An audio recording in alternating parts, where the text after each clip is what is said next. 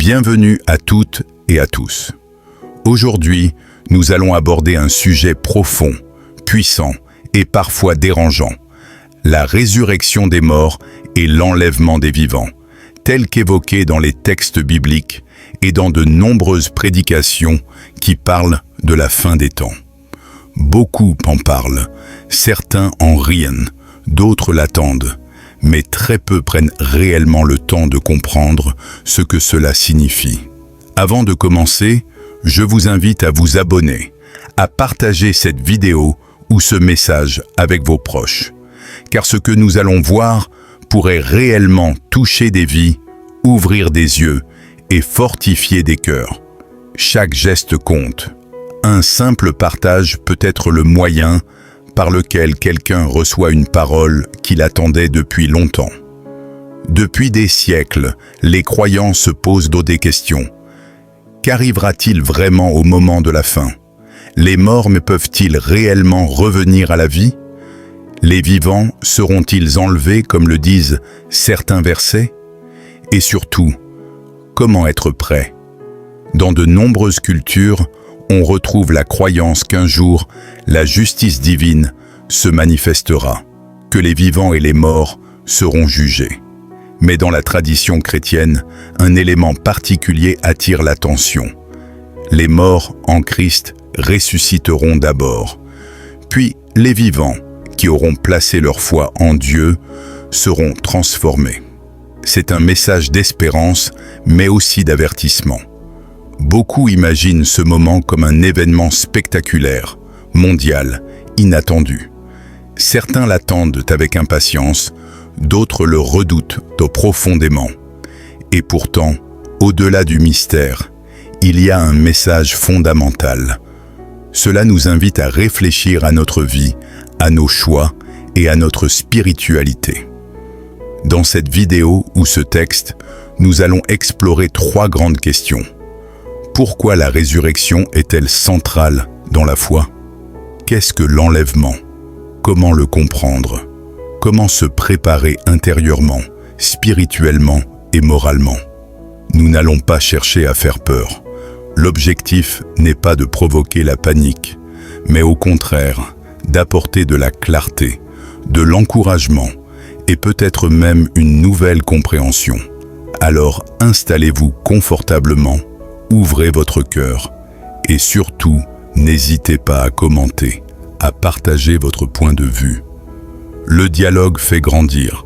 Ceci n'est pas une prédication pour condamner, mais une réflexion pour éclairer. Commençons. Pourquoi la résurrection est-elle un message d'espérance? La résurrection des morts est un thème qui traverse toute la Bible et qui constitue le cœur même de la foi chrétienne. Ce n'est pas seulement un concept abstrait, c'est une promesse, un engagement divin, une affirmation que la mort n'a pas le dernier mot. Pour beaucoup, la mort est une fin définitive, une porte qui se ferme pour toujours. Mais dans la vision chrétienne, elle est décrite comme une transition, un passage, un sommeil dont Dieu pourra réveiller chacun. Lorsque l'apôtre Paul parle de la résurrection, il insiste sur un point essentiel. Si Christ est ressuscité, alors la mort a été vaincue. Et cette victoire est partagée avec ceux qui croient. La résurrection n'est donc pas seulement un miracle passé, mais une annonce pour l'avenir. Ce qui a été accompli en Jésus est destiné à être répété dans la vie de millions de personnes. Pourquoi cela représente-t-il une espérance? Parce que la mort est l'une des plus grandes peurs humaines. Elle rappelle notre fragilité, nos limites, nos regrets, parfois. Beaucoup vivent avec cette question silencieuse. Que se passera-t-il après? La résurrection apporte une réponse claire. Il existe une vie après la mort, et cette vie est offerte par grâce. Cette promesse donne aussi un sens différent à l'existence présente. Si la mort n'est pas la fin, alors chaque choix, chaque acte, chaque parole prend une valeur éternelle. Rien n'est perdu, rien n'est vain.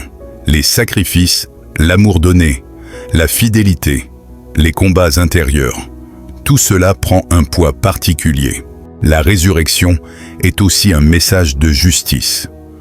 Combien d'histoires inachevées, de vies brisées, d'injustices non réparées.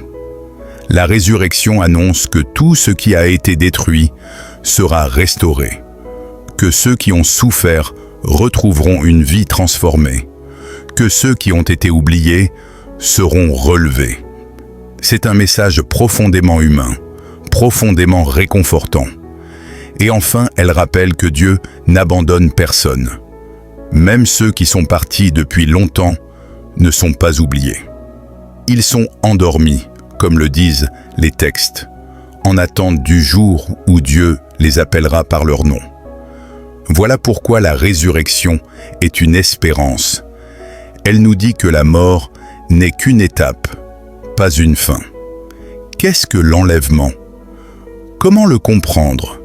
L'enlèvement ou ravissement est un concept souvent mal compris. Pour certains, c'est une histoire symbolique.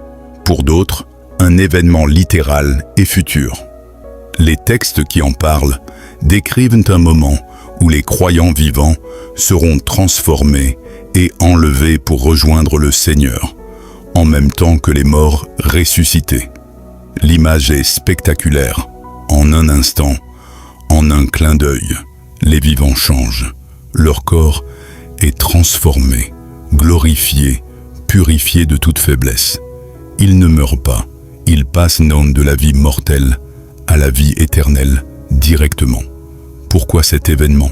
Les textes expliquent qu'il s'agit d'un moment de rencontre entre Dieu et son peuple, une transition avant la restauration finale de toute chose.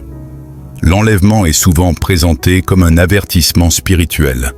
Soyez prêts, car personne ne sait quand ce moment arrivera.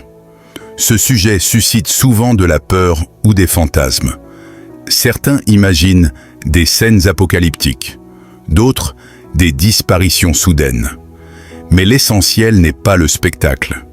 C'est le message de préparation intérieure. L'enlèvement pose une question essentielle. Qu'est-ce que vivre prêt? Ce n'est pas une perfection morale impossible à atteindre. Vivre prêt signifie vivre dans la vérité, dans l'humilité, dans le pardon, dans la réconciliation, dans la paix intérieure.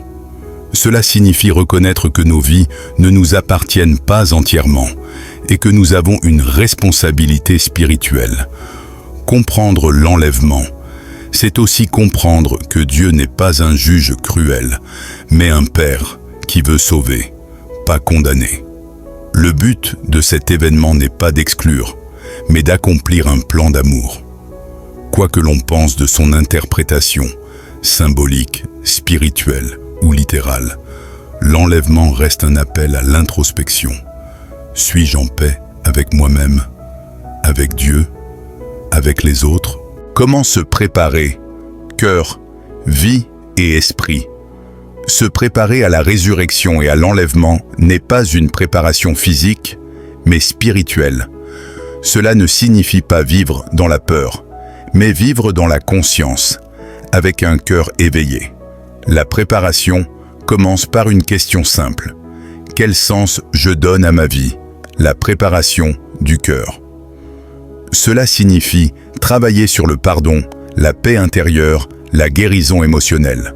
Beaucoup portent des blessures, des rancunes, des regrets lourds. Se préparer, c'est apprendre à déposer ses fardeaux, à avancer plus léger. C'est accueillir la paix, même dans les combats. La préparation de la vie quotidienne. Ce n'est pas une vie parfaite que Dieu demande, mais une vie sincère. Choisir la vérité plutôt que le mensonge, la bonté plutôt que l'indifférence, la compassion plutôt que le mépris. Chaque jour offre l'occasion de grandir, de corriger, de s'améliorer, même un peu. La préparation de l'esprit, nourrir sa foi, réfléchir, méditer, prier, chercher la sagesse. Être prêt, c'est être ancré, solide, même quand tout vacille autour de nous. C'est développer une relation authentique avec Dieu, pas une religion mécanique.